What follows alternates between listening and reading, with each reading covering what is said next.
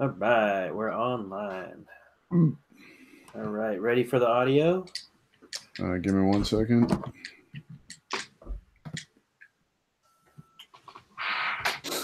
Oh, before we do this, Zach, when you're doing, when we're going between segments, if you could give Yeah. me either like a pause or a break, or just talk about like what we're going. Yeah, I saw that you put the music back in between stuff. So Yeah, that yeah, would be good because then that way I can just kind of like write down the time we go into it, and then I can it makes it easier for me to edit. for sure. Cool. Will do. All right, ready? Mm-hmm. Okay, 3, 2, 1, go. All right. Let's see.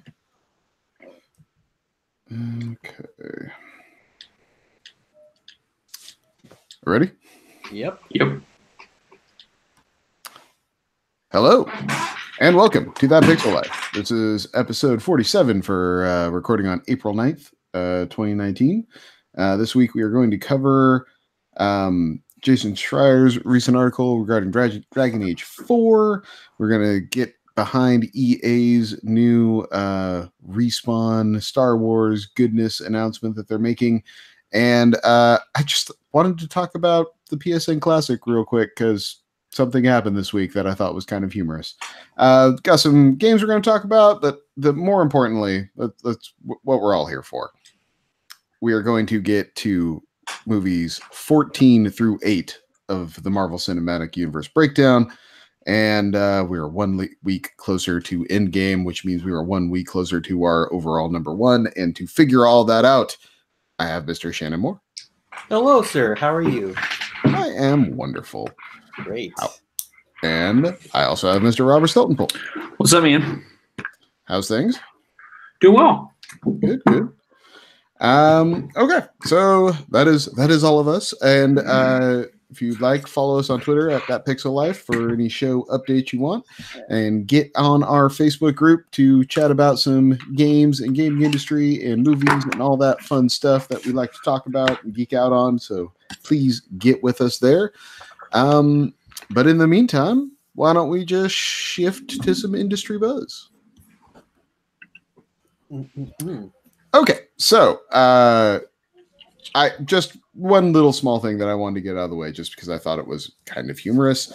It kind of seems like Sony has dropped the PlayStation Classic price to $35, like as just the price now, not a sale anymore. That's just kind of it, and it across the board, this thing has seemed to be just a pretty big abysmal failure, and I just kind of wanted to run it by you guys. At $35, is that even too much for you to pick up one of these? Yes.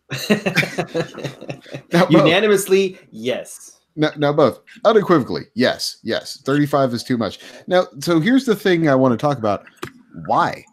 Like, because there's not a single game on that thing that I want to play. So it comes to games, basically. Yes, like because I mean, for me that is like if they would have been smart and put I know they put Final Fantasy VII on there, but if they put Legend of Dragoon on there, if they had put other I just think the PS1 is such an incredible JRPG machine that if they would have put 5 or 6, high quality JRPGs, I would have bought in, and I would have bought one. Maybe not day one, but I definitely would have bought one when it dropped down to like $70. Well, I still maintain Chrono Cross sells this thing. Like if it would have had Chrono Cross on it, yeah, that's a good call. People would have picked it up, but I still think they made a big mistake, and I know it was probably a cost-cutting measure by not going DualShock, by going just the analog stickless original PlayStation controller. It limits. No one likes those controllers anymore. No one liked them when they were new. No, those controllers sucked. No, but this goes to like this is like gaming in its like teenage years, and like everybody goes through that awkward phase, and I think this is when video gaming kind of hit that tier into getting to where they're at now. They started with like the polygonal like artwork, and like if you look at those games, like they didn't age well. Like they don't look beautiful. I mean, like, yeah, I mean, there's going to be a little bit of nostalgia there for a lot of the hardcore gamers, but I don't think that Twisted Metal looks good. I don't think that Final Fantasy VII, as much as I love that game, I don't think it aged well at all. You know, and to your point with the controllers, I mean, that's just goes to show you how much our gaming systems have evolved. You know, the fact that you have like the Elite controllers and you have the Scuff controllers for the PlayStations, like things that are configurable to how you like to play, kind of goes from like that area of like, okay, this is the new direction we're going to go for our controllers. You know, it just goes to show you how far we've gone. So I mean, yeah, it's a great piece of history to have, but right now it's just going to clutter up a spot on your shelf. That's all. But so I mean, Zach, and I'm sure both of you, I'll bring this element into it. Like, I have an SNES Classic. That will be Elijah's first system.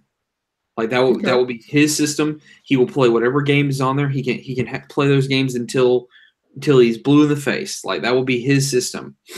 And I wanted the PlayStation Classic to be that, but there's no games on there that I'm like, yes, like, and I've told you guys this before. The PlayStation was my first system, so like, there's no games on there that I have nostalgia for except for Final Fantasy VII. But I own that on like freaking 5 different consoles. Like, I don't need that, and so I have no desire to touch that thing. I never will. I never will. It's always just one of those. I don't understand how you have a PlayStation Classic that doesn't have Tomb Raider or the first 2 Tony Hawks. It's like the games that are just, when I think PlayStation, those are the games I think of. You know, it's like, yeah, they got Final Fantasy VII, but how do you not have Tomb Raider? Tomb Raider was like the PlayStation game for a lot of people. Was that Eidos like back then? I mean, like that was. Yeah, I mean, like maybe there was like a licensing issue. Like, I don't know, maybe that's the only thing. I guarantee it was probably all licensing. Like, there's, there's the reason Silent Hill isn't on there. Is Resident Evil, all that stuff. It's these games that were the games of that generation are not on this machine, and I think that that's the thing that Nintendo can bring, and even Sega to a point that Sony can't. Is their first party stuff that they can roll out are the games of those systems for those people. It's not the third party stuff that made it. It was, the Marios, the Donkey Kongs, the Sonics, so on and so forth that made those games for those systems. So it's just a curious thing to me. I mean, we don't have to dwell on it anymore. It was just one of those things where I saw it and I was like, you got to be kidding me. This thing came out in November, like already at 70% of what it was price wise. Just is nuts. But well, all right, we can move on from that. No, that was interesting though. I mean, that I didn't realize that it had dropped in price. But see, here's the thing. I'll admit till the day I die that I'm a Sony fanboy, and the fact that I do not want this console should tell you everything you want to know. Yeah. That is a very, very solid point. Now, something else you are a hardcore fanboy of got mentioned today, actually. That was a image. The first image we've seen was tweeted out from EA's Star Wars account for Star Wars Jedi Fallen Order, which is the Respawn Entertainment game that is supposed to have a full stream this weekend. On Saturday at Star Wars Celebration. Yep, Star Wars Celebration is going to show off the whole game, give us all the details of what it actually is and how it's supposed to play and so on and so forth. The image I find very interesting. It's some sort of, at first blush, I thought it was a lightsaber that was laying on like two circles that appear to have like runes in them, like a stone engraving of whatnot. But the more I look at it, I don't know that that's a lightsaber. It could be some sort of lightsaber-esque weapon, but the way the end of it is squared and it's like one side of it is severed off.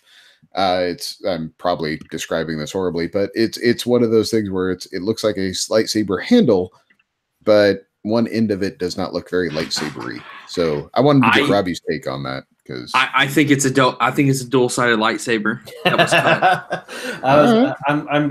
The childlike glee in Robbie's face right now is just like that's not the light in our downstairs room. That's my glow. That's my joy. No, I think it's a dual-sided lightsaber that was cut in half. And that center part is where the handle of that blade is.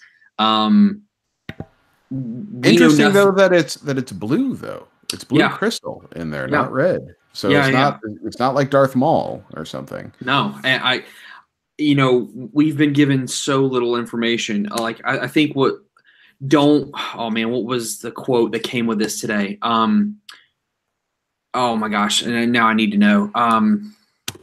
EA Star Wars. It was just like 3 words. Oh, don't stand out.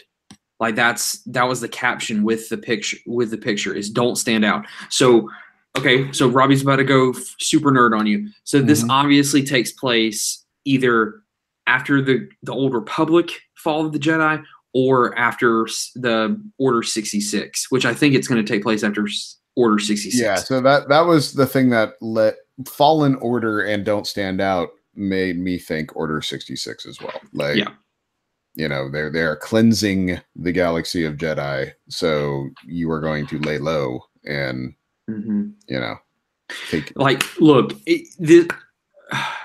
so we don't have much information, so I'm just going to go ahead and get to the crux of what I wanted to say tonight. And this is a public service announcement for EA. If you screw this up, I'm not buying any more of your games. Like, I'm just not. And we'll talk about the other story in a moment that has me even more skeptical moving forward about what EA and just having the grip on any game series that I love. You ruined Andromeda. You ruined Iron Man for me. And now you have an opportunity to give me a single-player Jedi-centric story after the fall.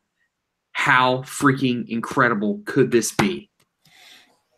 Well, I have 100% faith just because it's Respawn. Yes, dude, absolutely. Respawn is one of very few studios left for me. I just buy what they make. Like they've never missed. They've just never missed. And so it's like, yeah, I'll just pick it up sight unseen. Don't worry about it. Yeah. Now, of course, I'm going to play it. I'm going to play it day one, and I'm going to. I may forget I have a child for a couple hours that day, whenever it comes out. I mean, it's a freaking Star Wars Jedi game. You have a second child now, Robbie. I do have a second child, and my son is named. Oh my gosh! If I get an Obi-Wan Kenobi reference, like I'm gonna have to, right? Like it's after Order 66. I'm gonna have to get an Ahsoka, and I'm gonna have to get an Obi-Wan Kenobi reference. So here's the thing I want. From this. I don't want to hear. I don't want to hear the word Skywalker mentioned once. No, I don't need that either. No, there's a freaking. It's a galaxy. That's all I ever hear about Star Wars is a galaxy, which is, by definition, thousands of planets, and all I hear is about this same 10 people's drama in this galaxy. Give me somewhere else in the galaxy. Take me somewhere else. Show me another piece. I'll be honest with you. Even, and this may come as a surprise. Like I don't need a mention of Obi-Wan Kenobi at all. But I have to have a mention of Ahsoka. Like, Ahsoka means so much for post Clone Wars and just the strong female character that she is. And I just feel like so many people need to get accustomed to her because she is so important. And she's not dead. Like, she's alive. We never see her die.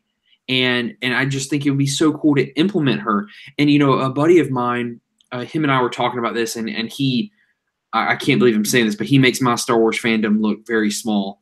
Like he studies this stuff the way I studied Lord of the Rings. Like it's crazy. But we were talking. I was like, I just want this game to prove to EA that they can make single player story experiences and people will buy the crap out of it. And he completely agreed. He said that he fully agreed with that, and also like how big of missteps they've taken with the with the IP of Star Wars. Like if they mess up here, they're going to lose a lot of faith of Star Wars fans. I think if they mess up here, they lose the license, is what happens. I hope so. I think this would probably be the last thing Disney would need to see to be like, no, we're done here. Thank you for all you've done, but I'm no longer pursuing this relationship. But didn't they say like a month or two ago that they were pulling their licensing from EA, or they were thinking about it? Not that they're pulling it, that they were going to start making their own. Oh, okay. Which is a different thing. Because they still have the opportunity to make titles for their own properties by themselves, but they couldn't bring in Crystal Dynamics to make a game or something like that. They would just, they would have to be a first party game for Disney, lack of a better term. But no, anyone other than Disney making Star Wars games has to be EA by contract. Yeah. But Robbie, what if it's an Ahsoka game? What if that's who you're playing?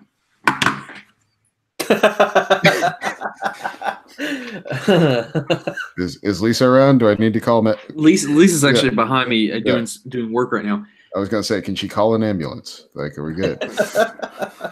Lisa, what would my reaction be if this new Jedi game was actually Ahsoka as the main character? That's your favorite. Aside from Obi-Wan Kenobi. Yeah.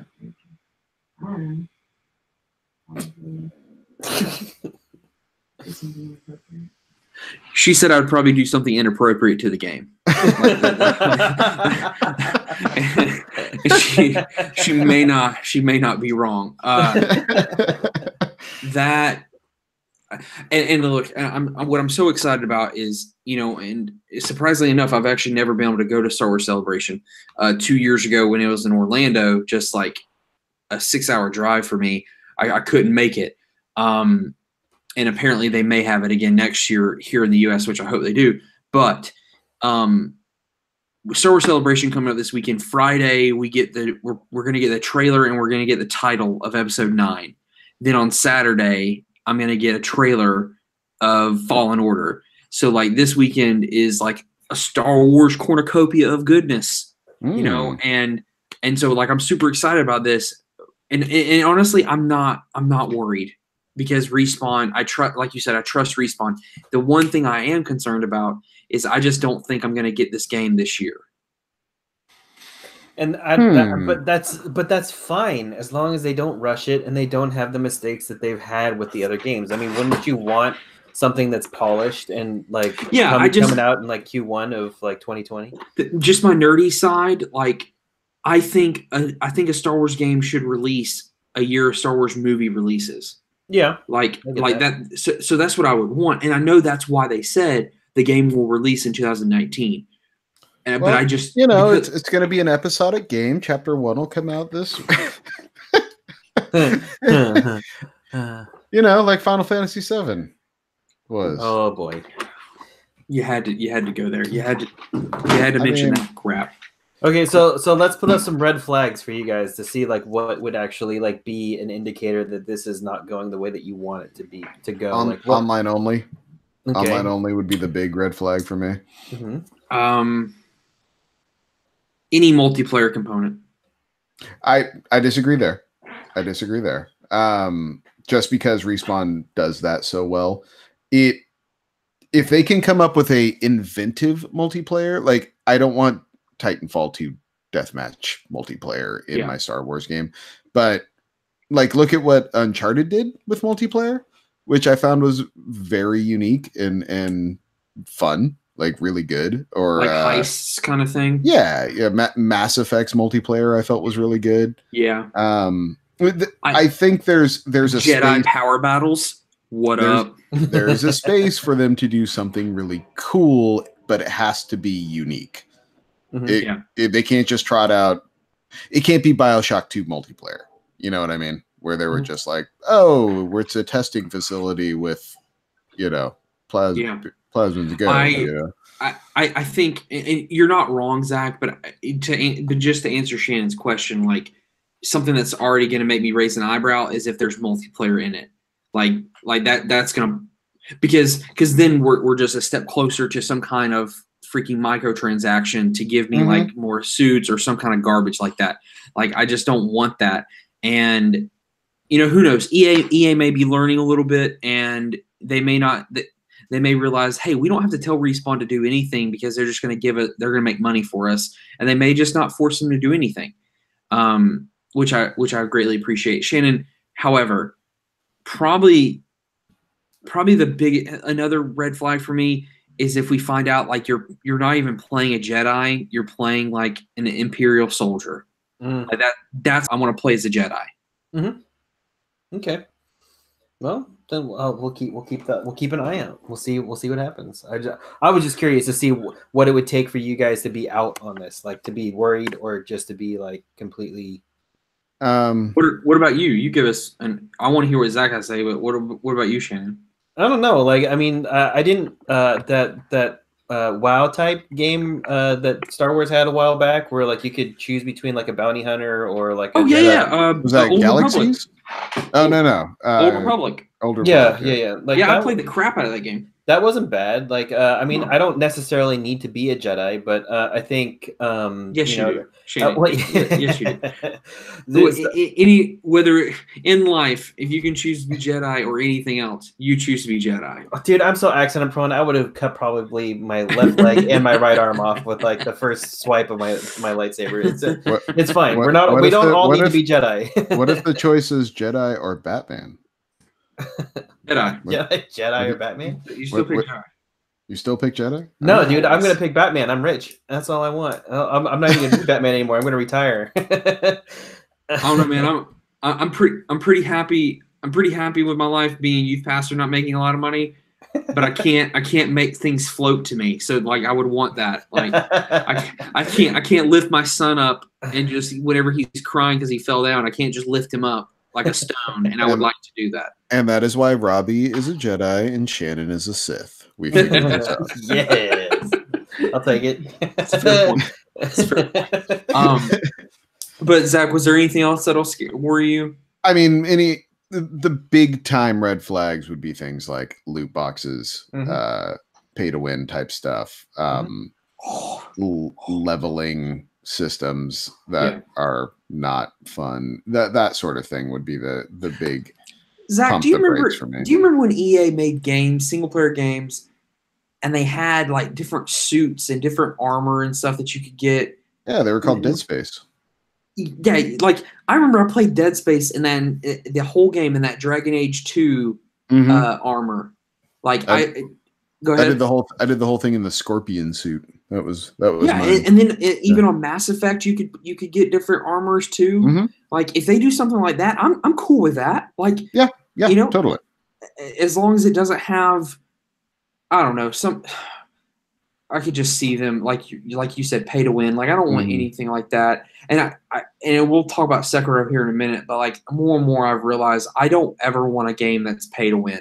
Like But anyway, that's all I got on that. I mean, I'm sure I'm gonna have a hell of a lot more to say on.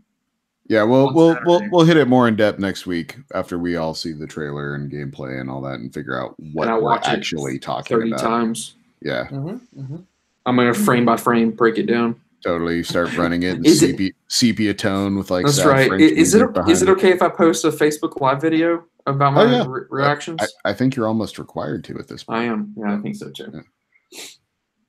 Okay. If it's Ahsoka, not like I can't be on screen. I can't be on screen just go letterbox. Yeah.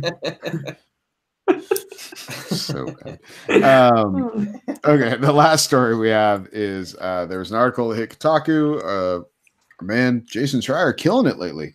Kind of piggybacking on what we talked last week with Anthem is the past and present of Dragon Age 4. Now, Dragon Age 4 was teased. Was it last E3? No, it was this past PlayStation or the Game Awards. Yeah. So that a Dragon Age is coming. Now, the problem with that is, I mean, we were all happy about that, but the problem is that there was already a Dragon Age coming, and they killed it back in 2017. And this article goes into detail essentially about how Anthem became such an all hands on deck property that they put Dragon Age on ice to finish Anthem. The problem with that, well, fine. EA has to put the brakes on things and finish their big game that they're putting all their time and effort behind. Sure, I kind of get that. That's fine. The problem was, this was, according to the article, the one time this team felt they had everything right. They had their tools right. They had their scope right. They got their timeline right. They had things that were just pumping up the whole team. People were excited about the project. And then, poof, it all went away. It's a pretty damning article. Robbie, what were your thoughts on it? So I will say that there was some positivity coming away from the article, in the sense that the team itself seems excited about what's to come. Like that, they didn't start from square one. That there does seem to be some parts there that can still, and some team members that were there are still going to be the head and making some decisions to keep that going. And also, it was just kind of encouraging to find out there's still going to be a Dragon Age game, because I love that series so much. However, my problems come into what they were talking about possibly the game being, and that was the phrase was used, always online. And they were talking about multiplayer concepts being involved.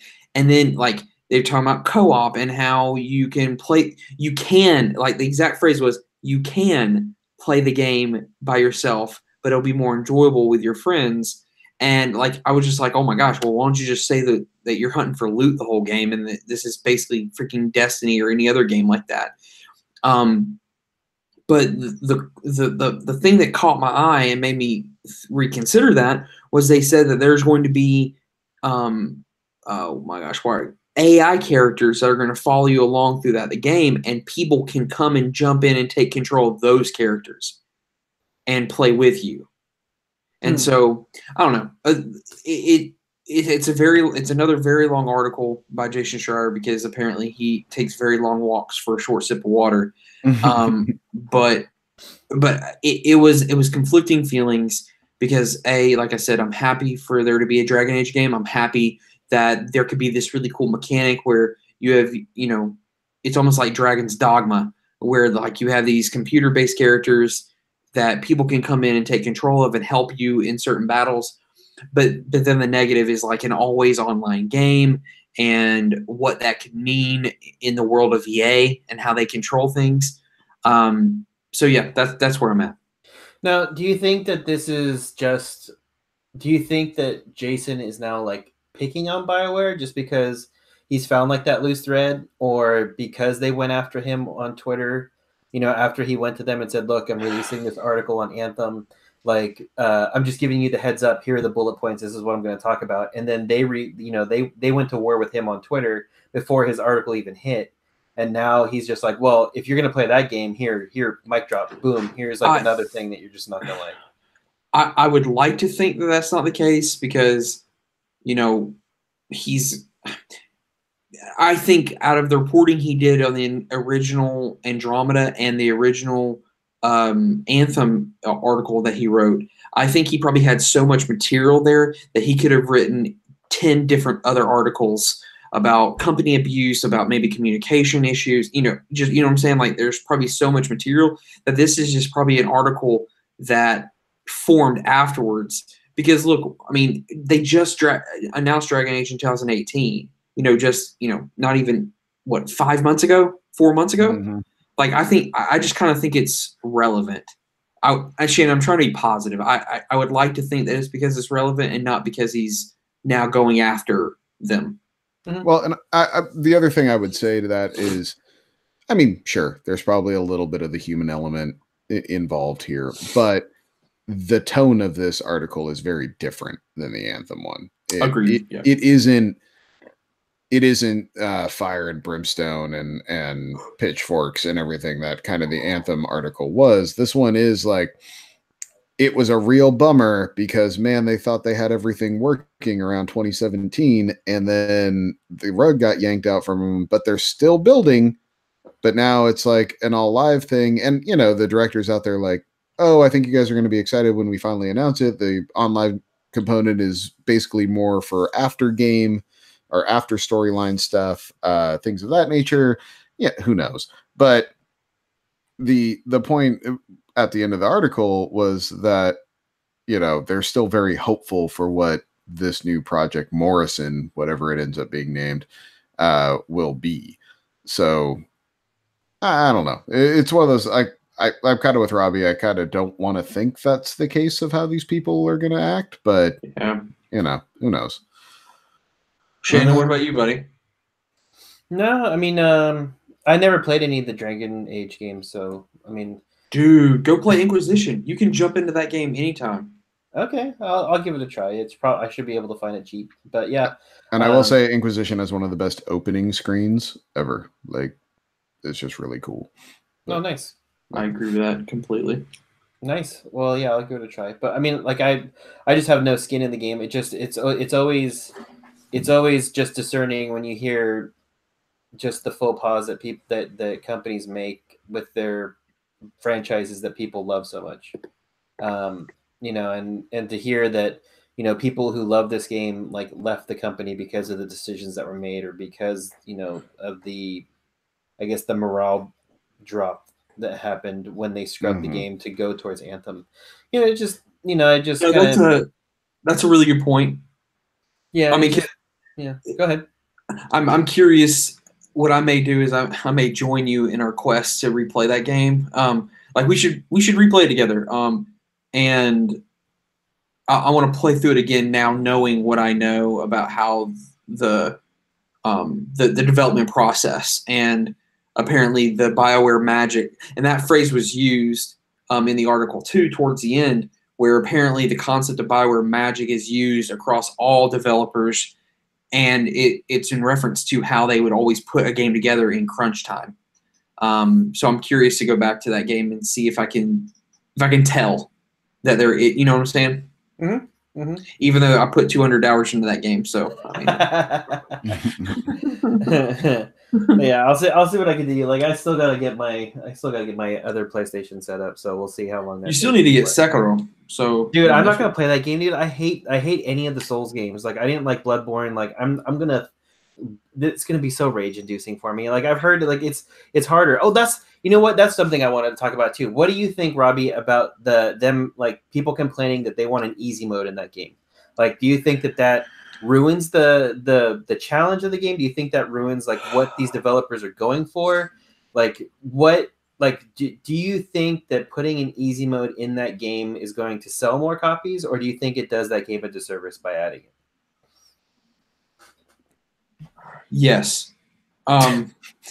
No, I Would you play easy mode on that game if it was there? No. Man, I just because I think Zach's known me well enough to know like I'm always going to respect the developers' decisions because that's the vision that they had for the game. And when it comes to these kind of games, like the vision is to make them difficult to give you a sense of reward whenever you are able to overcome. And you know, I know Zach hasn't played this game yet, but I know dang well he's played Bloodborne and all the Dark Souls games. And you know what I'm talking about. I wouldn't want an easy mode for Bloodborne. No, but well, so my opinion on this when all this was going down on Twitter the other day was it struck me very much like when people remake a movie from your childhood and people get all mad about that, you know, and it's one of those things like, okay, but that doesn't make the movie from your childhood go away. Like that's you can still watch that, you know, and so it's one of those things like for me, I would love an easy mode for Dark Souls 3 because I loved the story. Like I love the world, you know, and to be able to just go through it and get all of that because there are huge chunks of that world I never went to or saw because I just couldn't. Like I didn't have the skill to get to it. And so there's chunks of lore I'm just missing because of that. that I would have to go on YouTube to fill in or things of that nature. And I that adding that mode doesn't make the original mode go away. You still can play that. That's a really good comparison, and I don't dispute that at all. My problem is just outrage being the reason why they add it. Like that's the problem I have. Like, okay, here's a good example. It's like with Last Jedi, the outrage of people getting upset about what's revealed about Rey's parents, and all of a sudden in this movie, just because of outrage, J.J. Abrams changes it completely in the next movie. Like, I have a problem with that. I have a problem with outrage being the reason why we do things now.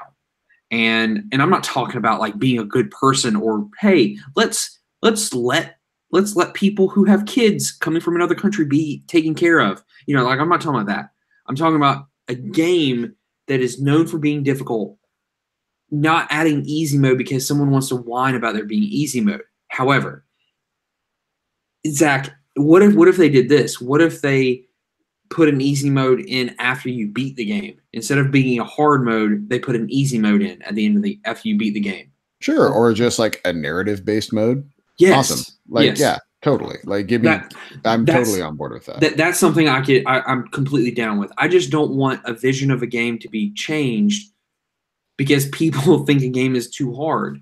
But I also have a issue with, From Software, the team there, they do amazing work. They put in insane amounts of artistry and craftsmanship into every aspect of their game. And there are huge chunks of it I will never see because it's too hard. Like, that's fair. That's a bummer. That's a total bummer. Okay. Yeah, that's a really fair point. I'm sorry. I'm sure there's huge chunks of the Souls games you haven't seen either. Maybe not huge chunks, but pieces. Oh no, I can 100% tell you there are. I know there are. Yeah, and that's a bummer. Like, that's all. And it's because like there are a few sections where I walked into a room once that was optional in like Dark Souls or Dark Souls 3, got run the F out of there and went, yeah, never walking down that path again. Okay, we're good here. I'm good. And then yeah, you never go back. Cause I also don't have, I don't have the bandwidth to be like, well, once I beat this game, then I'll play it again. And then I'll play it again. And then I'll play it again. Like, I'm not 12 anymore. That's not what I do. Yeah. Like, I'm not about playing games over and over again either. Unless it's BioShock Infinite, I'll play that game 1,000 times. I think there can be balance, like, I agree with you. Like all things. Like, and I think this is just, I'm more upset about the culture right now that I see brewing. Just everyone being so reactionary to outrage. And I just don't want that to be dictating narratives. I don't want people to put Black people or homosexual people into their games just because people are outraged. Like, there should be creator, like, independence. Like, creators should be able to, their vision should be able to be allowed to be expressed. With that said, equal opportunities should be given across the board. Like, does that make sense, Zach? That makes sense. But like, my problem with outrage culture, that like this, the whole thing with the easy mode, it'll be gone next week. There'll be something else. Yeah. No one will even remember this. Like, it's one of those things where it's funny because it's a game I'm going to be talking about soon. Mentions and it's just, you need something to hate, and you need to feed the beast, and you need to go on to the next one and on to the next one and on to the next one. And it's just kind of the cycle we're in right now with social media and everything else. No one really knows what to do, so they find something to be angry about and they move on to the next thing to be angry about. And yeah, I don't know. So, but I agree with you where I wouldn't, if I was in charge of one of these studios or companies, I would not be making whole swath changes based on social media outrage because everyone's going to stop caring in 10 days. You know, it's just. Yeah. Shannon, do you have anything to add, sir? No, that was my question. I don't play those games. I don't find those challenging games to be rewarding enough for me to put my time in, and I don't have enough time to get good at those games. So, I just wanted to see, as fans of the series, how you two perceived the this flashpoint of a topic. Well, from that, why don't we move on to some things we have been playing? Okay. Now, Robbie, you are just still knocking out some Sekiro? I am. However, I've come to the point into the game now. I don't. I think you can help me get through this. This explanation, Zach, because it's just like all other Souls-like games. I've come to the point where I am now. I found my groove in the fighting, in the combat. I'm confident that I can go up against any enemy and at least give them a good run. Like I can take out any, except for a boss, I can take out any normal enemy without a problem. Like I'm that comfortable with the game now, and it's a great feeling to have.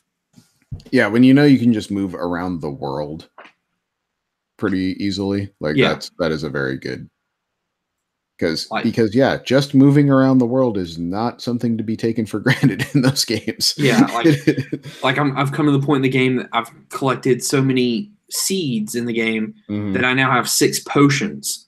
Like I have 6 health potions to use in the game, and it's just like any other Dark Souls game, Zach. Like you have to achieve something to get more throughout the game, and I've come to the point where I've been able to get 6. So I have 6 of them now, and like. If someone hits me, I'm like, okay, I can roll out of the way. I can heal myself really quickly, and then we can go to town, and I can just beat your face in. And the game is still abusive, but like, I think what happened was, you remember the last week, that boss that I told you guys I just could not get past? Yep. I finally got past him. I finally beat him. I had to use a cheap way of beating him. But once I beat him, it was almost like a mental hurdle that I'd gotten over, and then I was just like, "Come at me, like any of you guys, come at me." So like since then, I've beaten 2 other bosses, like and it only took me once per it only took me 2 tries with each boss to beat them. So like I've just come to the point now where I'm very confident, I'm very comfortable. I'm still not going near Lady Butterfly. That lady can just she can go jump off a cliff. But yeah, I love this game. However, I have realized that I need to break up my gameplay of this game. I don't need to only play this game. I need to play something else. And so that's what happened with me with Dark Souls is also like I just got to the point where I'm like I need something else, like a palate cleanser between. So you know what I picked up, and I've already mentioned it earlier. I'm going to actually, you know what? I haven't decided because it's sitting right here in front of me. I'm either going to play through God of War again, or I'm going to play through BioShock Infinite again. Look at you. Yeah, one of the two. But I've gotten the itch to play God of War again recently. I was cleaning up some, and I came across the box, and I'm like, God damn it, that game was so good. And I almost threw it in right then. If we didn't have to leave like a half hour later, I would have done it. But it was one of those like, okay, yeah, I'm gonna have to revisit this one. I think it's. And then the other one I really want to get back to is Horizon Zero Dawn. I never beat the DLC for that, and man, I love that game. DLC is so good. Frozen North or whatever it was. Yeah, I think I only got like 25% of the way through that game. Like I never. Wait, the original game? Yeah, like I never. I forget what else came out around the same time that I. Legend of Zelda: Breath of the Wild. Oh, that's what it was. I had my son. I don't know what else came out about the same time. Oh, my child. Came out at the same time. Yeah. Yeah. Shannon. But, yeah. Zach will 100% back me up here. It is the best original IP on PS4. It is the best new game on PS4. Yeah. and it is it is the best story on PS4. It is the best story. Man, that story takes some twists. Yeah, and it's worth. And look, you can beat the whole game and collect all the recordings and stuff. Like it's only like 40, 45 hours. Okay. Like it's not a huge demand. Mm-hmm. And there does take a time when you can, if you feel confident enough in the combat, you can go beat it. Like it's one of those like you hit a story beat where it goes basically like when you come back to this city, it's on. And it's like Mass Effect 2 kind of thing. Yeah, you can go play another 30 hours and not, as long as you don't go back to that city, you're gold, but you're leveling up the whole time. So like it's one of those games, Shannon, that when the second one comes out, I'm going to replay the first one. Yeah. Nice. Yeah, I mean, and I don't think there's anything really coming out like in the summer months, right? I think there's like a pretty good lull here coming out. I'm sorry. I want to echo on that. I want to comment on that, and then I want to hear what you have to say. When I went and bought God of War the other day, I looked at the release schedule for between now and August or September. Dude, there is literally not a single game coming out between now and September that I care anything about. Yep. Yeah, so I think that'll be my time to revisit like Horizon and Dragon Age, and be plenty of time in there to kill. So I think it's looking good to clear up on my backlog. And I forgot to mention this a couple weeks ago, but Zach was a bro, and for my birthday got me Devil May Cry 5. So I got to add that to my right on. Yeah, so I'll have to get that place. That Zach guy's a good dude. He is, dude. He's an awesome man. I have 2 hats. I have 2 hats that he has sent me. Oh, that's awesome. I think I got you one, didn't I? I got you that Father's Day Braves hat. That's right. You got me that baby blue Braves hat, man. The thing's flossy. Dude, I went Zach. So Lids has a new thing now where you pay $5 for a year of 20% off any purchase you make. Nice. Ooh, that's dangerous. Yeah. And Lisa, when I told Lisa that I did it, she's like, well, that would have been good to know 2 years ago whenever you started buying all these hats. You're like, but they didn't have it 2 years ago. It's just new. But now moving forward, we're good. Like I'll get 20% off. I got a sick Falcons hat. I'm so excited. I saw that gray one. That was dope. Yeah. And that Hawks hat that I got. Because let me tell you something. As much as I love Georgia sports, Atlanta Falcons, Atlanta Hawks, and the Georgia Bulldogs struggle so badly to make a good-looking hat. Like it's just hard for some reason. I don't know why. You think red and black? That's not that difficult. And your symbols are so freaking easy. They're so basic. I mean, just do what the Packers do they nail it. But I went in there and I saw a Chargers hat, and it was the baby blue Chargers hat with the yellow bolt. And I'm gonna tell you, man, I don't care if I didn't have any money. I almost bought it because and they didn't have my size, and that's the only reason why I probably didn't pull the trigger. And my wife is perfectly glad. Yeah, saved you $30. Yeah. But all right, I'm sorry, I'll shut up. That's fine. So I wanted to talk this week about a new game that's on iPhone and Android and Steam. It's by Luca Redwood of AKA 88 Games. But Luca Redwood is the guy behind 88 Games. And did you guys ever play 10 Million or You Must Build a Boat? I've heard of them, but I've never played them. You Must Build a Boat. What's that? I did play that. You Must Build a Boat. Okay, so it's the same designer from both of those. Same art style as those games. Kind of it's almost like a high res like Apple IIe look to it. Like it's very very basic type graphics, but they're pretty. But they're definitely done in that like 8-bit style. It's kind of like a hybrid. It's Google some of it. You'll know what I'm talking about. Just look it up online. Yeah, geez, what do you want from me? But it's also it's become now a very specific art direction that this man has used in all of his games, because they all look the same. Like they all have a very similar aesthetic to them. This one is very different though. So the other two were match 3 games where you essentially are character progressing by playing a match 3 game, and you would get gear or you get stuff that helps you build your boat or get further in the dungeon or wherever you're trying to do. This one, it's very interesting actually. I love 10 million and you must build a boat, and so I just bought it without even, it was like $4 and I'm like, great, I'm buying this, done. And this game though is very different. It's not, there's no match 3. Essentially you can tell Luca Redwood is trying to tell a story through puzzle games, and you're given 5 characters, and each character takes about a half hour, 45 minutes to beat.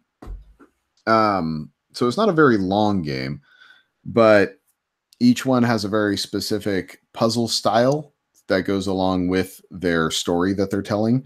The first one is an alchemist, where it's an alchemist and his daughter, and they're out in the woods, and things happen. Like as you're playing the story, you see the house build up as it gets more successful, and then the daughter's room gets built, and then the then something happens, and then the story closes. Like every time you progress in a puzzle, it's another story beat essentially. And the common theme that goes through all of these things, there's the alchemist, there's an athlete, there's a journalist, a like magician type person, and I'm totally blanking on who the last type was. There's only 5 of them. Come on, how is it that hard? Whatever, I forgot the last one. But but each one has a art style to the puzzle that goes along with them. Like the alchemist thing is they're out in the forest looking for plants and all this, so the puzzle is kind of like a slider type puzzle with him and his daughter, that you have to slide them to get them to the right spots on the thing for it to unlock. The diving athlete, the athlete is a diver, and you're bouncing balls off platforms to get them in the pool. The journalist is a I remember what the 5th one was, but the journalist is it's like sliding, you're drawing lines essentially with like markers that can't intersect or cross each other to get across. The 5th one is a jailer, that is like a Native American colonial story, but their thing is you're making you're harvesting crops by making plow lines connect in the puzzles. So yeah, it's very interesting how they're all kind of interlaced, and they seem totally different. There's no way that they're all connected, and the way he draws it all together at the end really works. It's really cool. And in itself still, and my daughter apparently is really broken up about this, but in itself is still very tragic. Like the whole thing, it's a good game. It's not a fun game. I'll put it that way. I really liked that I played it. I think it was kind of an important game to go through. Essentially, the message it is giving you is the choice you're going to make in the moment might not be the right choice. And every single one of these puzzles, or one of these 5 stories, as you're playing the puzzles, has a moment in it where even as you're beating the puzzle, you're like, that's probably not the right choice here. Like there's a moment in every single one of them where the story takes a beat where you're like, oh, okay, yeah, that's gonna be bad. That's all right. But I mean, the stories themselves take some crazy, like the alchemist story, which is the one it starts with, and I won't spoil it. I did not see the ending of that coming at all. Like it just takes this turn where I'm like, holy shit, really? And then the ending of the newspaper journalist story, where he was a journalist that his grandfather started a paper that was all like the whole thing was about being like uplifting news, and then his dad took it over and they all were successful, and then he took it over and the paper started to decline, so he went negative with his newspaper, and there a bunch of stuff happened after that, and the ending of that one is like, whoa, sir, did that actually just happen? Like that? Okay, I didn't see that one coming either. And yeah, like the magician thing gets really crazy. It's just every story gets kind of really twisted at the end of it, and then you have an option to basically at the end of the game you get to pick one of those stories to kind of progress with. So you can go back and finish the game 5 different ways, depending on which story you kind of attached yourself to. I saw the Alchemist one to the end, and yeah, that the ending, the proper Alchemist ending, is still like, Jesus. I mean, it's heavy, but it's good and it's compelling, and you want to keep going through it, even though it is so heavy. I'm planning on seeing the other endings just because I have to see it. The puzzles themselves are good. I only got hung up on 2 or 3 in the entire game. They're challenging enough to make you feel kind of smart, but also not like Portal 2 brain breaking or like like Jonathan Blow didn't design this game. You know, like there's no Robbie's not going to get pad of paper out and figure these things out. You know, like those are some great times. Those. So you tell me. Yeah. Did you even start it? No. God dang it! Did you download it? Did you get it? It is on my system. It is on my system, but I have. Shannon, did you put it on your system? No, because my system is not my own right now. But but I mean, it's $4. It's absolutely worth $4. It's really, really good. I mean, I'm not doing a good job describing it, I'm sure, but it's just play it. It's because I have to have more people to talk about this game with. Like the stories just get so crazy. But yeah, that was Photographs. I highly recommend Photographs. Download it from the iOS store, Android, or Steam. And Shannon, what you got?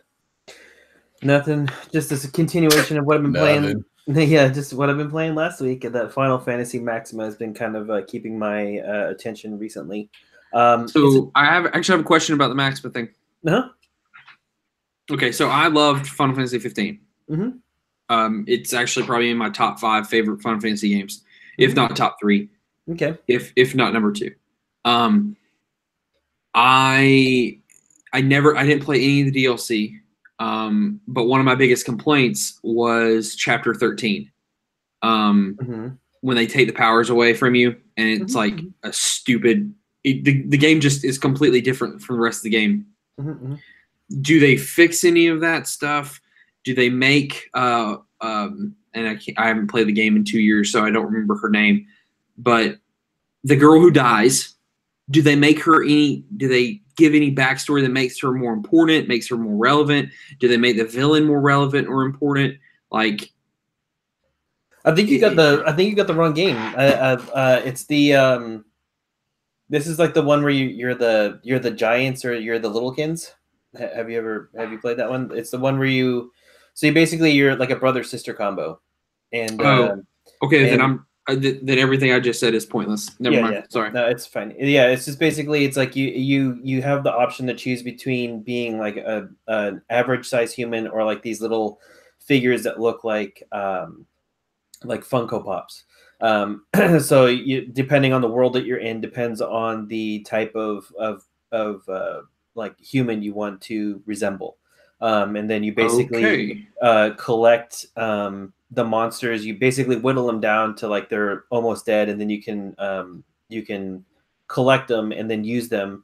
And what you do is like depending on the type of human you are, whether you're the giant form or the littler form, you have a sequence of things that can stack either on top of you or you can be stacked in the middle of. And then, so what you want to do is What you the want heck to. is this game? Yeah, it's Jeez. weird. So it's basically it takes all of the monsters from like the Final Fantasies that you like, and then you can. It's kind of like a Pokemon theme where like you kind of whittle them down and then you catch them, and then you can use them in battle to make you stronger when you're fighting other monsters. And then on top of that, there's like a Final Fantasy. You have amnesia. You don't know where you are, why you woke up. Like, but you're like supposed to save the world from this evil force, and like you are supposed to use all of these monsters to aid you in that battle. It's charming. It's made more for like I believe it's made more for a younger Final Fantasy audience. It's like a my first Final Fantasy like introduction, if you will. It does kind of get a little bit more challenging or difficult, but it's more like comedic. There's not a lot of reading that's involved. Everything's voice acted, so I'm having a little bit of fun with that. It's just kind of brain dead. It uses the old Final Fantasy turn-based mechanic, but you can set it to a real-time battle if you want to. But I just stick to the traditional aspect, and I'm just having fun with it right now. I don't really have much to report on it that's different from last week. I'm just a little further on in the game, and I've collected some more powerful monsters. So Okay, yeah, that's cool. it. Yeah, I'm just more excited about schooling you on what our next couple MCU movies are going to be. So Zach, usher us in. I mean, school's already been in session, man. It started last week. Really? Because it seems to me like you've conceded a lot in this one. Like, I mean, you've just been getting clocked left and right with Avenger: The Age of Ultron was a horrible movie. I mean, I'm just glad you finally conceded to that. Let's be clear. I never thought that Age of Ultron was some immaculate film. I said it was middle tier at best. My big argument where I had to concede was the Captain America is not a great movie. I stand by that notion. But yes, fine. I will go ahead and start this. Or I'll start off a little bit. I watched Age of Ultron again this past weekend with my wife. Mm-hmm. That movie is not go good. On. That movie is not good. It has some awesome moments, like incredible moments. But there are three specific aspects of that movie that feel that almost like there's a Whedon cut of this movie that added to these three parts that are very frustrating. First of all, the Thor in the pool to see the freaking Infinity Stones. Dumb, not explained. I bet that scene was longer. Tony and Cap get into an argument while they're cutting wood. The conversation seems to be completely edited short, and just out of the blue, it ends in the middle of their conversation. And three, the Romanoff Banner relationship. Like, I don't necessarily have a problem with the relationship, but it does not fit because it is not fleshed out very well. It just feels like it's just out of the blue. Like, hey, guess what, guys? They like each other, and they're gonna do it. But here's where you're still wrong, though, Shannon. James Spader is a revelation as Ultron. Yeah, Spader's great. He really is.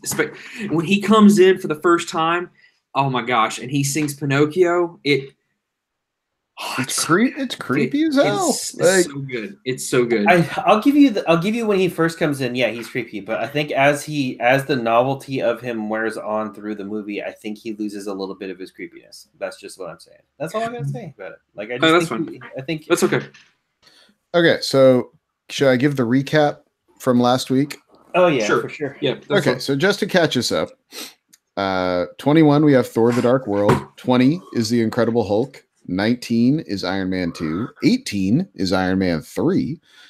17, Age of Ultron. 16, Guardians of the Galaxy 2, which still feels wrong, but okay. And 15 is the first Thor. What feels wrong? Guardians of the Galaxy 2. Just no, it doesn't. No, I watched it this weekend again just to kind of see if it might have been wrong. Nah, it wasn't. Like it needs to be there. I think it's better there.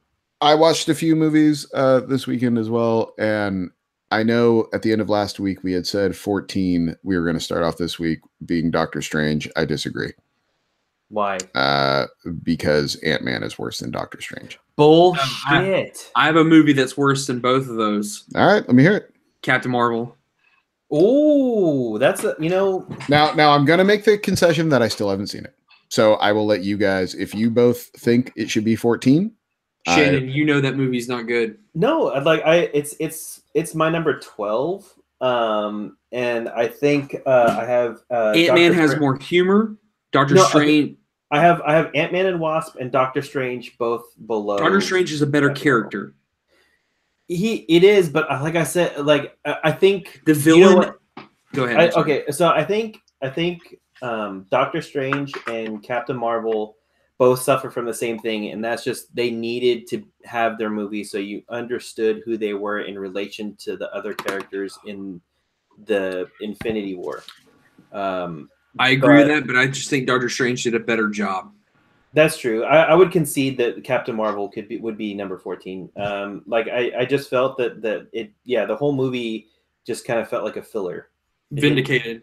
Yeah. Well, and and Zach, I think you should watch it because I don't think it's a bad movie. I don't think any of these movies are bad movies. Yeah.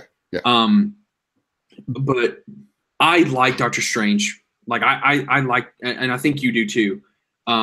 So here's my thought process, because I watched Doctor Strange, Ant-Man and Wasp, and Captain America: First Avenger since we last recorded. Ant-Man and Wasp is better than Ant-Man. Yes, like just flat out. It just is. Yes. Ant-Man is still very funny. Luis is like the best character in the entire Marvel universe.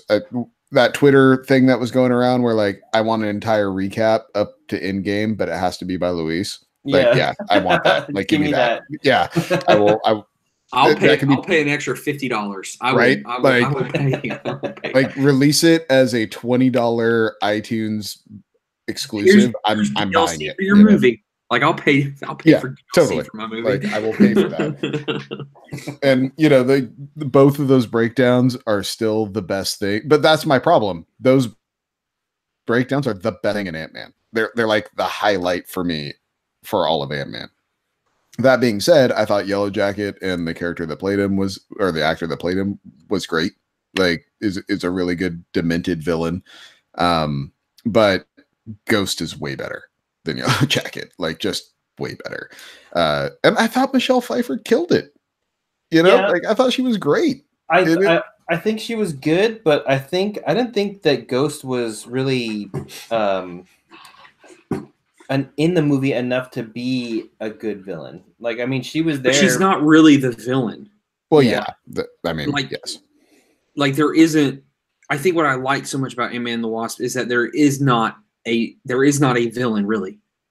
Like the only villain is what's his name? He plays this role all the time. Lawrence Fishburne's character? Like no. It wasn't Lawrence Fishburne. The white dude who works for the government somewhere and is trying to get Pym's tech. Yeah, the tech guy. But y'all know what I'm talking about. He plays in all these other movies. Yeah, I'm blanking on that actor's name. He's in Justified. He's from Justified. Anyway. Yeah. Shannon, but I like that they rolled in Goliath. Me too. Yes, me too. Shannon, I think that this order should be Captain Marvel, Ant-Man, then Doctor Strange, or some variation of that order. But Captain Marvel is 14. Captain Marvel is not a better movie than Doctor Strange or Ant-Man. No, you're right. It's not. I'll give you that. I agree. But I don't know, man. Like I like Ant-Man. I would argue Thor is better than Captain Marvel, but that's okay. I don't have to have that fight. Because I rewatched Thor, Zach. That movie's dope. Thor, I see. For me, Thor is very much in the same formula as Ant-Man. There are some super entertaining moments surrounded by a lot of like, That's fair. I mean, no. The Destroyer at the end is stupid.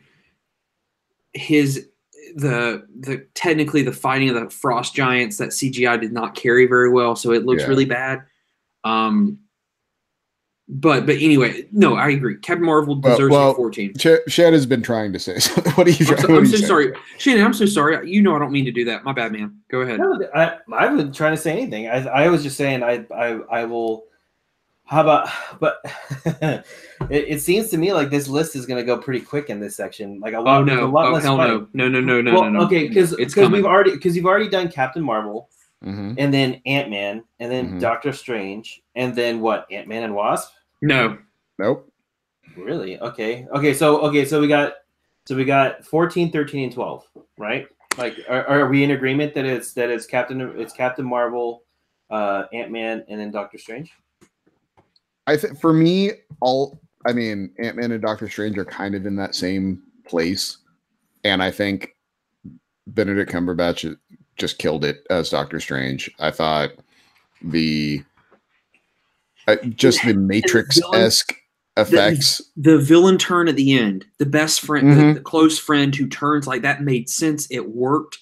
Like, I think it's one of those situations where we've talked about before, where the sequel is possibly going to be so much better than the first one because Sure. of what they built upon with the first movie.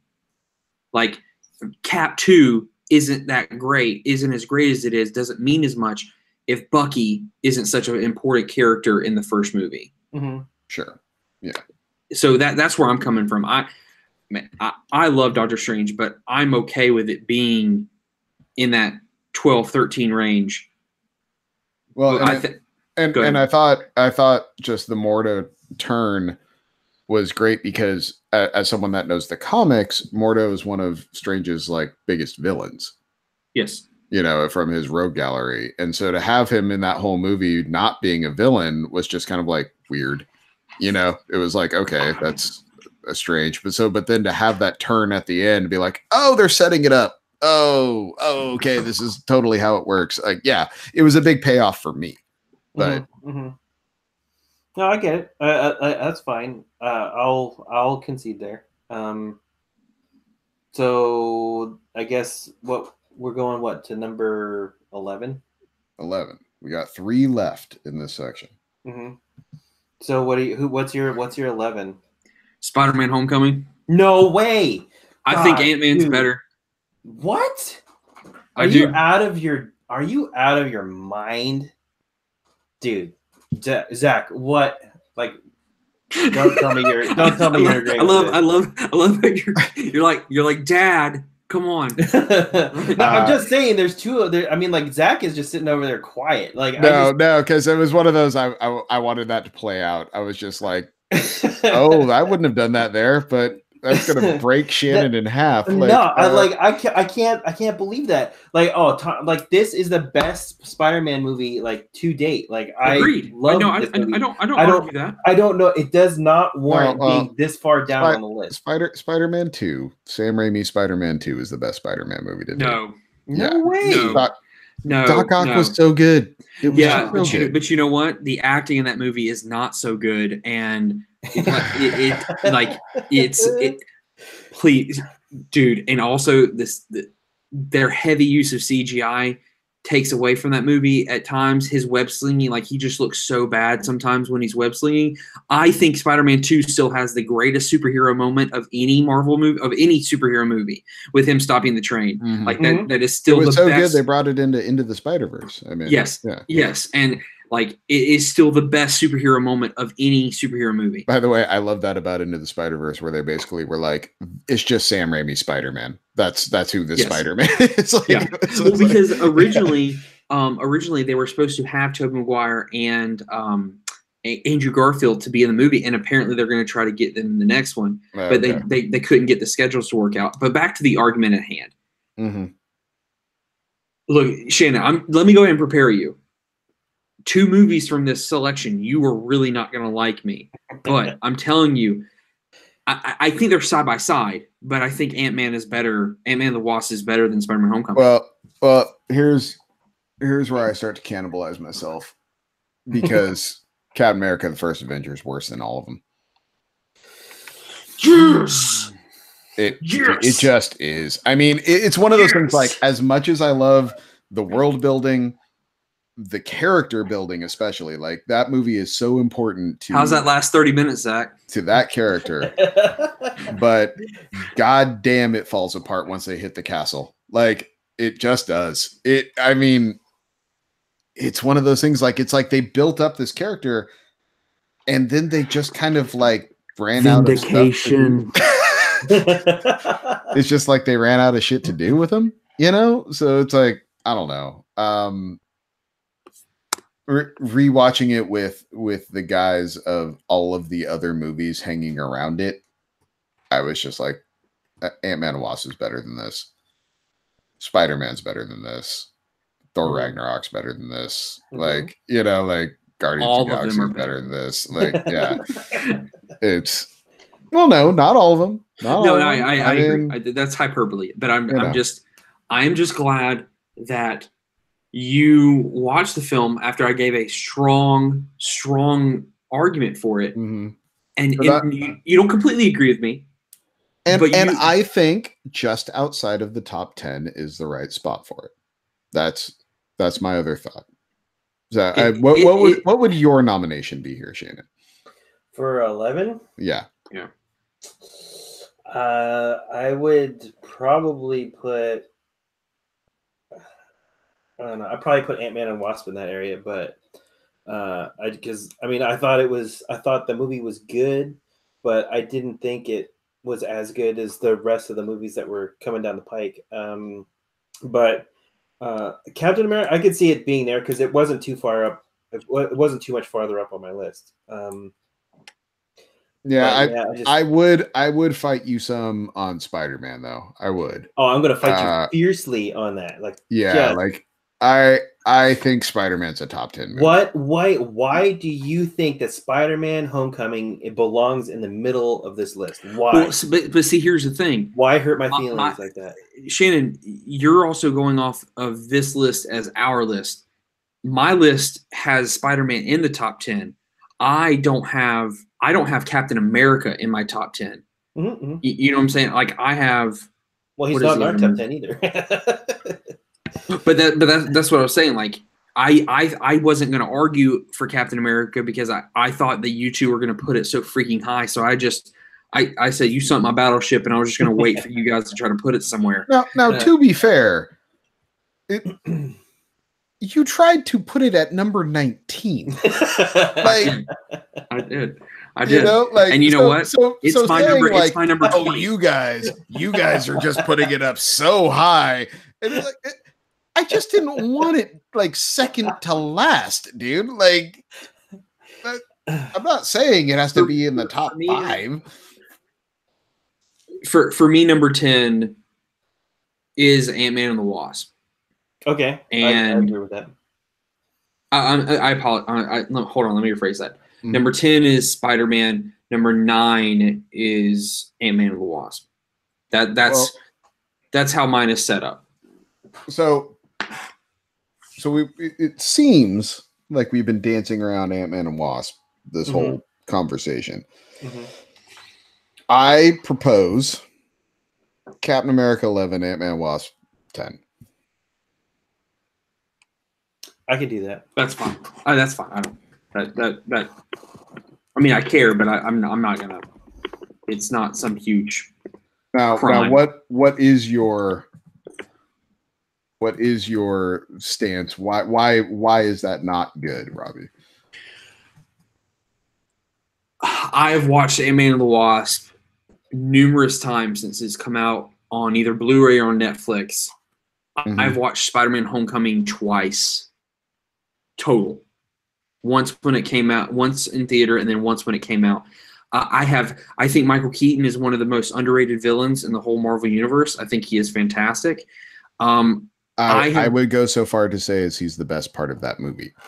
Yeah. Yes. He is the best part of that movie. I've come to the realization that I struggle with the fact that they treat Spider-Man like he's a 13-year-old kid who doesn't know anything, and that's not who he is. But that is who he is. No, he's not. Oh no, he's a 16-year-old kid. I think shoehorning Tony Stark into the film bothers me. In retrospect, but they need to give him that super sweet suit. Like, yeah, but he didn't get it in that film. He was going to get it in Civil War anyway, or in Civil War. Well, no, I just mean his basic suit, like that. I mean, when you really look at it, Tony Stark exists in that movie for him to have his proper suit.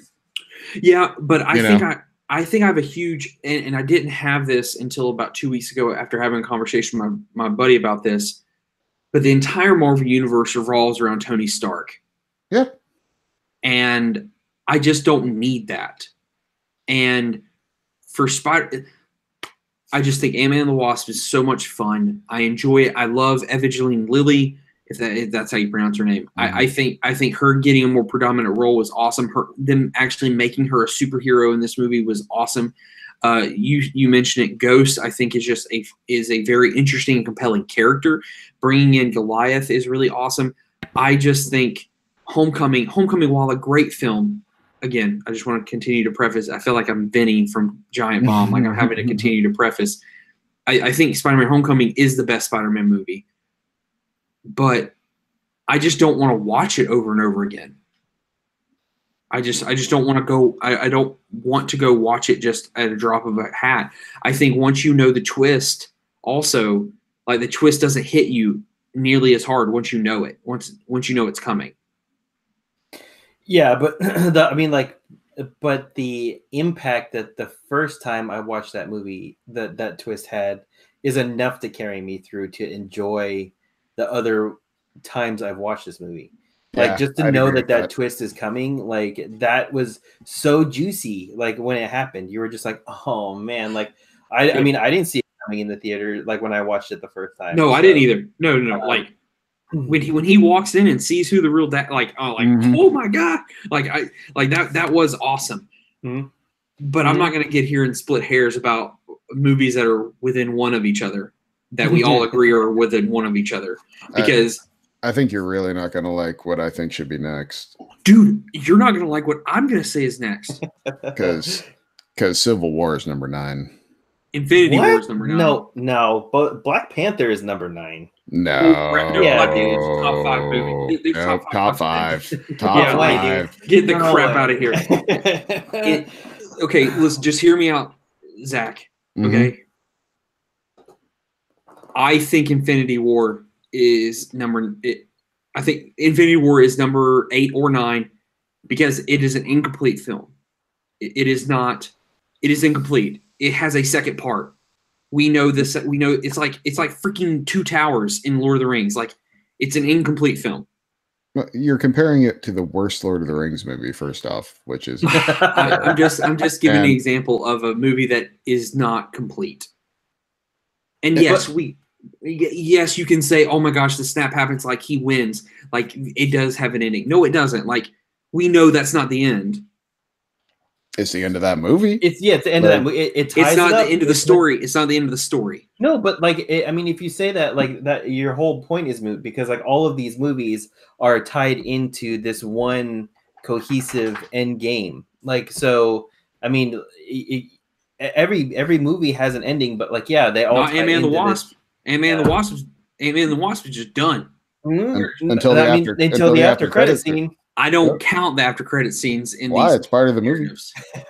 Because if we do that, then they have jacked themselves up from the get-go in the first phase of these films. No, I think Infinity War has to be higher than this section, just for the simple fact it was a masterpiece of weaving together all of these different films. And that is something that is almost impossible when you look at it. Like everything these films have laid out, all the different pieces, all the different players, all the different storylines, everything worked, which is fine. Almost insane. And I agree with that. And if you want to put Civil War at 9, I'm actually okay with that because I stand by that Civil War is very frustrating because you take the smartest, most logical, most well thought people in this universe, and they all act like they don't have these traits. If they just sit down and have a conversation, 70% of the conflict is over with in the movie. And I'm gonna go out on a limb here. I know it's an unpopular opinion. That airport fight was fucking dumb. Like, I mean, sure, it was an excuse to watch all these people use their powers, and wow, that's cool.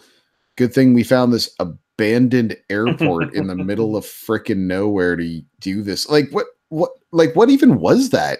It was just, it didn't make any sense when it happened. It just rational people, logical people are not making logical decisions, and they're not having conversations they had. However, the two things that do make sense is Captain America trying to protect Bucky and heal him and fix him, and at the end with Tony and Cap and the reveal that, you know, Bucky killed his parents. Like, that is real. Those two beats are real. And yeah, and it was a 2.5 hour movie for that. I agree with you. Like I just said, if you want to make it 8 or 9, I'm down with that. But we sure as hell ain't putting Black Panther down. No, dude, no. That soundtrack alone makes it top 5. Well, no, I mean the one song on the soundtrack that everybody likes. The villain alone makes it top 5. Killmonger is the best villain out of all 21 movies, like hands down. That's not up for discussion. That is just facts. Like, and I will not follow you into that deep sea, sir. I'm not far away, but I'm not going to say hands down. Like, I think there are a couple of other very compelling villains in this world. But Killmonger is the one in the theater where I'm watching it and I'm going, well, hey guys, he's kind of right. That's moot. I mean, because the guy in Civil War is right. But like, he's got a total right to do this. He's got like complete justification for this claim, and he won. And I mean, look, man, you're all claiming the laws. If you want to go that route, the laws because you don't want like to go that route, the best villain is Nemo from Civil War, because he had a right to be angry. He went about it and he did exactly what he accomplished. He broke up. I actually really liked what they did with Baron Nemo. I thought that was really cool. But no, and I just thought, Ironmonger in the first Iron Man is underrated too. Jeff Bridges' character. I thought Michael B. Jordan's portrayal of Killmonger was excellent. Like, it was incredibly well acted. Like, to me, he's the most charismatic villain that existed in these movies. So I wish we could bring in the TV show, because that's also because I don't consider Loki a villain. Like, not anymore. Like, Loki was the best villain MCU had until he wasn't a villain anymore. Until Thor Ragnarok. Yeah. Like, if we could bring in the TV shows, I would say David Tennant's Man in Purple in Jessica Jones season 1 is the best villain, but that's only because we get to spend like freaking 10 hours with the character, as opposed to here where we only get to spend, you know, almost an hour with Michael B. Jordan, or 2 hours. I think I'm fine with Civil War being 9. I really am. What about you, Shin? You have, like, Shannon, I just want to know, like, what outside of Black Panther, is there something higher that you think? Higher than Civil War?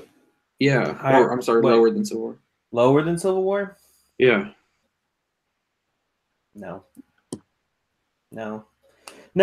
it's fine. But yeah, I'm straight Dikembeing the Black Panther takes out of here. Just no, not today. Like, it's still not the best movie. I will not let us put it at number 1. No. But I think it's a top 5. Yes. I mean, I have it 6, but I can be worked on that. So, but that's for next week. So I'm gonna go ahead and put Civil War. Okay, I'll take it. I get that. That's fine. Gaza. Shannon sounds so sad. No, it's like the more, like, I had Civil War higher, but I think it was just because of like the drama and the split that it caused with the Avengers. Just the overall the after effects of what that movie does to the Avengers and the people in the storyline. I would argue that we may have the narrative of Endgame because of all the movies leading up to it, but the real crux, the real emotion of all those movies before led up to that fight with Tony and Cap at the end of Civil War. Like, you see that in Avengers 2. Like, I forgot that they fought at the end of Avengers 2. Like, Cap and Tony actually fight for a moment because Tony wants to go freaking Dr. Frankenstein again. Like, I completely forgot that they have a fight again. But go ahead, Shannon. I'm sorry. Oh, no, that's fine. I was just going to say, like, I mean, there are, like, hokey points that, like, you know, Zach brought up, like that airport. And it's like in the beginning of that, the whole reason why, like, the Sokovia Accords are happening is because they are doing, like, they're just taking people's, they're killing people to save people. You know, like that whole thing of like, you know, you guys are undocumented. We need to, you know, be able to kind of restrain your actions because it's the wild, wild west out there. And you guys are just like blowing up cities and like, you know, just taking out whole countries. And then they're like, oh no, we're not going to do that. We're not going to do that. And then the last battle, they just blow up an airport. So, you know, it just kind of right. Totally. Yes. It's just like, wait, what? So, I mean, it's just the whole, like that whole, they kind of just throw the whole, they kind of prove their point in the movie. Like, yeah, you guys should probably be on a list because you guys, given the chance, will just blow up things. So yeah, I mean, like thinking about it more from that perspective, like it should be lower on my list. So I'm fine with it. All right. So here are the movies we have left. Don't we have to select number 8? Yeah, we have to select number 8, but I'm giving you the 8 movies we have left, which I feel is a better way to attack this. So there's Guardians of the Galaxy, Spider-Man, The First Avengers, Infinity War, Black Panther, Winter Soldier, Thor Ragnarok, and the first Iron Man. Shannon, out of those 8, what do you think belongs there? I'm going to say Thor Ragnarok. Go jump off a cliff. Robbie, out of those 8, what do you think belongs there? Infinity War. I would say Spider-Man. Oh, damn, really? Wait, have we not? All right. Oh my gosh. We still haven't put Infinity. What are we doing? Civil War is not, or Civil War is better than Spider-Man. No, it's not. No, I don't think so. No, it isn't. I think Spider-Man is a much more concise story. There's not a single emotional moment that connects like the moments in the big beats in Civil War. But that's the thing is like this is like the introduction to Spider-Man. Like they're rebooting the series at this point, and the direction that they're going with this is a little less like everybody knows Uncle Ben dies. Like nobody needs to see that. Like, but like what they're doing here is they're transitioning to a more like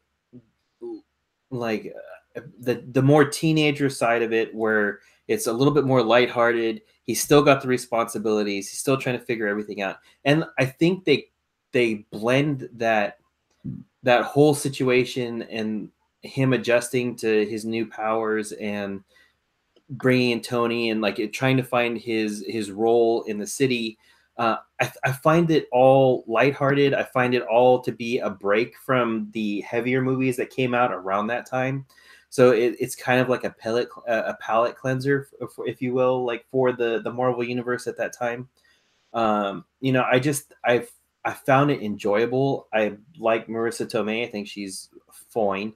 But you know, I just think the movie itself is a breath of fresh air from the heavier Spider-Man movies that they tried to put out.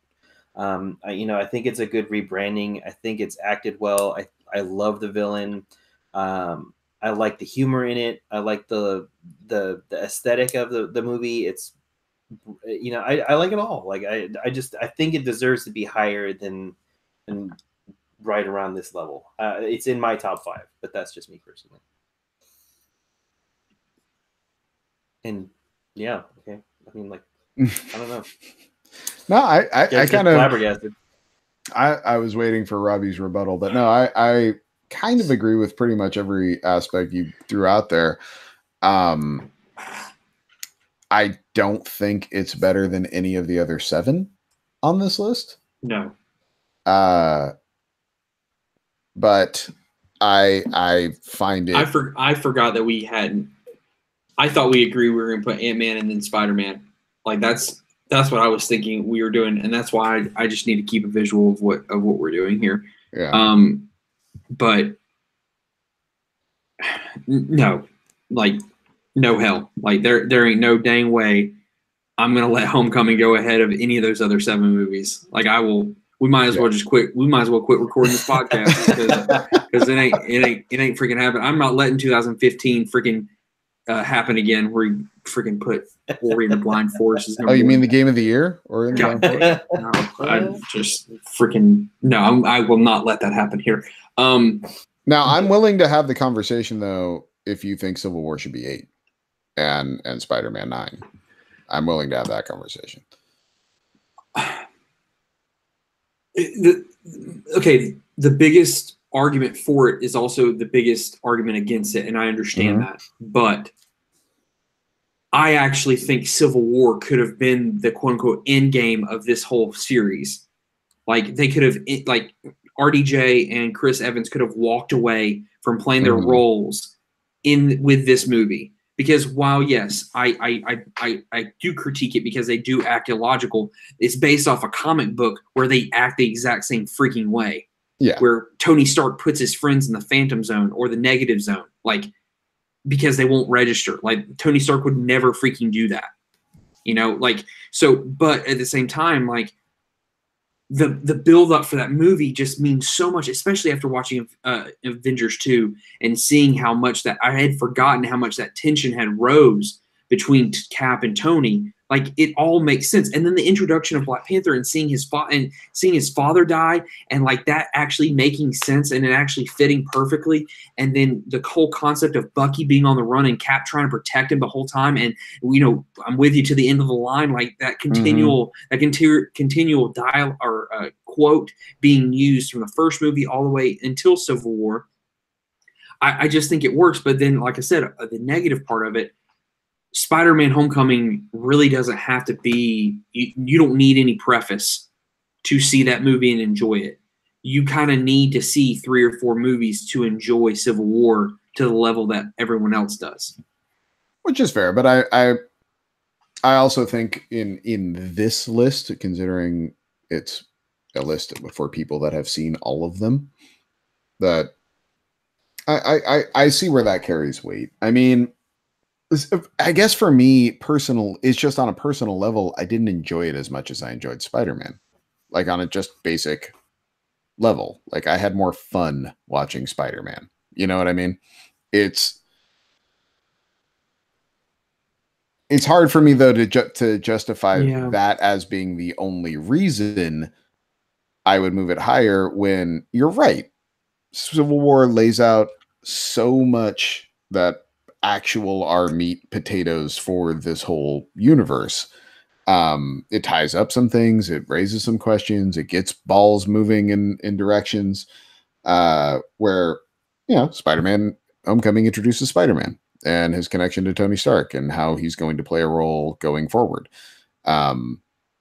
Singularly, not multi-characters, multifaceted, multi-angles, which is what Civil War does. And and Civil War also is kind of that first template or tester, I should say, for what they were going to do in Infinity War, where it was their first real time to tie all these things together and make it work. And they do.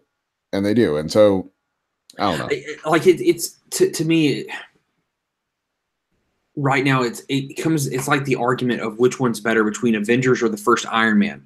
Like the first Iron Man stands alone, and I'm not ready to have that. No. And I'm not presenting an argument either way. I'm just giving I kind of feel like it's the exact same thing for me. Like Iron Man can stand alone; it's a great film on its own. Avengers, while a great movie on its own, it needs these other pieces to work, and it works so well. And I think Civil War does work so freaking well, even though I can get annoyed at a fight that is just, them to blow their nerd load on air, so everybody can see Ant-Man Go Giant size. Yeah. I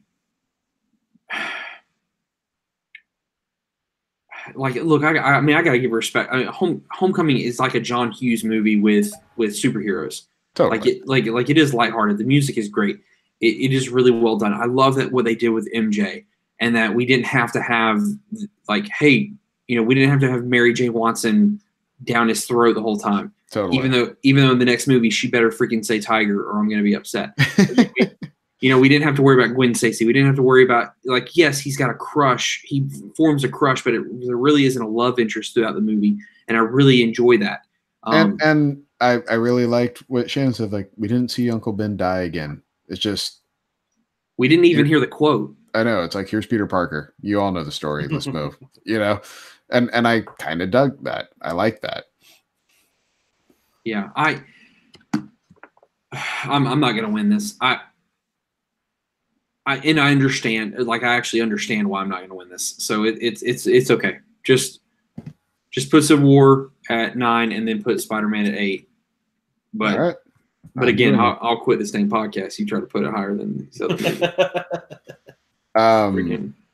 All I know is we have our second section set.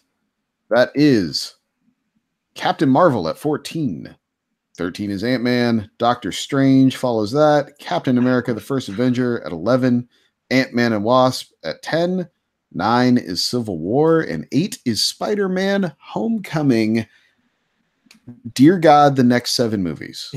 I just let me read those again, just real quick. You have the first Guardians of the Galaxy, the first Avengers, Infinity War, Black Panther, Winter Soldier, Thor Ragnarok, and Iron Man. Those are all heavy hitters. That is going to be a thing, gentlemen. Sorting that out next week. It is. But, I gotta go back and watch Winter Soldier so I can. Yeah, you do. And you do. You can understand the freaking greatness of that film. You should just do that anyway, because damn. I think it's the one movie I have left to buy that I haven't out of these 21 movies. I mean, I said it last week. I'm going to repeat it again. Number 1 movie is Cap 2. So, I mean, there's a very, very strong case for that. I'm not. I don't know if I could walk down that road the entire way with you. And you're not. And I've got a critique in a good way because we watched Avengers Cap 2, then Avengers 2. I love Avengers, and it's obviously in my top 5, or top 6, 7, or whatever, or I would have mentioned it by now. But there is, and we can talk about this later in more detail, but the way action is filmed in Avengers compared to the films that follow is so lower tier. Like it's awesome seeing the city and seeing everything, but the up close fights, whenever people are doing something up close and fighting hand to hand, you can it's like a bad martial arts film. Like, you can only see 3/4 of each body. It was like the death rattle of the steady cam era, the Jason Bourne era, Yeah. Because then in Cap 2, the Russos take the camera back a little bit and you see everything. You see all the elevator fight, man. The elevator fight's like the best thing ever. It was so good. So good. I put that scene on the same level as Tom Cruise hanging down from the freaking rafter in Mission Impossible 1. It's up there. It's so there, good. It's you need to watch that movie again, Shannon. But yeah, I do not have one set. I can make a super strong case for Iron Man, for Winter Soldier. I could make a super strong case for Thor Ragnarok, actually. Yep. But yeah, these are all things we will get sorted out next week. Appreciate you all hanging in there with us while we rearrange hell here and try to figure it all out. You guys got anything else to throw out there for this week? Game of Thrones comes back this Sunday. So stoked. Winter is coming, even though it's April. As someone who read those books and had been reading the book since 2002, this has been a long time freaking coming for me, guys. long time coming. Nice. I'm very excited. I have come to the point though where I don't know if I want to continue. Like, I don't know if I want to read books 5 or book 6 or 7 from Martin. Mhm. Like, it's almost like I'm jaded. Like, bro, you had so much time. Mhm. You had so much time to even just get book 6 out. You had so much time, and you've written other novellas. You've written side stories for this world that you've been trying to end. You've been writing all this other stuff, and you haven't been writing the book that that people want. And look, I'm not. I just was defending creators. I'm not going to bash them completely, but I'm just jaded. I don't know if I want to read his story anymore. I think I just want to see what these guys are going to do. Which, by the way, if people don't know, I'm going to announce something for you. The showrunners of Game of Thrones are doing an Old Republic trilogy for Star Wars after this. Nice. And if you don't know what Old Republic is, it's basically Game of Thrones with lightsabers. So what up? But no, man, I'm ready to go. It's 12, almost 12:30. So yep, we will wrap this baby up and get at us at Pixel Life on Twitter, and we'll continue this conversation on Facebook at our Facebook group, That Pixel Life. In the meantime, we will catch you next week. Bye. Bye, guys. All right.